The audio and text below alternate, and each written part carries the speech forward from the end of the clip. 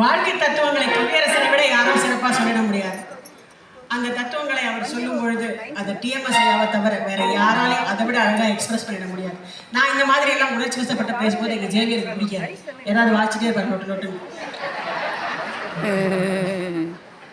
குவைட்டா இருக்கும் ஜெய் குட்டி, ஸ்டாண்டப் அந்த பெஞ்ச்.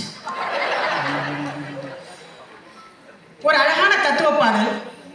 அந்த தத்துவம்னு சொன்னதை விட வாழ்க்கையில விரக்தியில போயிட்டு ஒரு மனுஷன் அப்படியே தன்னுடைய விரக்தியில அந்த பாடலை பாடுறார். அதை பாடும்போது டிஎம்எஸ்ஐயோட குரல்ல இருக்கிற அந்த அசாத்தியமான ஒரு அமைதி, அசாத்தியமான ஒரு தெளிவு, அந்த தெளிவுக்கு திரையில நடிகர் திலகம் அவர் வேற ஒன்றும் வேணாங்க. இந்த பாட்டுடைய கடைசியில வேர்க்கடலை அப்படி கைட்டு போட்டு உரிச்சிட்டு இப்படி போவார், துண்டை போட்டுட்டு இப்படி போவார். போங்கடா, நீங்கள் எல்லாம் இந்த தூசுக்கு சமம், நான் சாப்பிட்ற இந்த கடலைக்கு சமன்ற மாதிரி 1000 அர்த்தங்களை அவர் சொல்லிட்டு போவார்.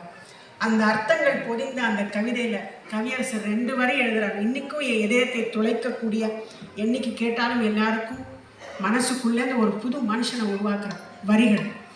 ஆசை கோபம் களவு கொள்பவன் பேச தெரிந்த மிருகம், அன்பு நன்றி கருணை கொள்பவன் மனித வடிவில் தெய்வம்.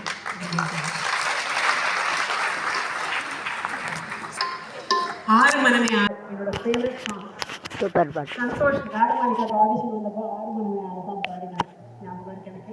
அன்னிலிருந்து இனி வரைக்கும் அவர் எந்த மேலே இல்லை. 6 மணி அவனே ஆண்டி 220th டைம் அப்படின்னு சொல்கிறான். பரவாயில்ல, நீங்கள் கேட்க தயார் தானே? ரெடி.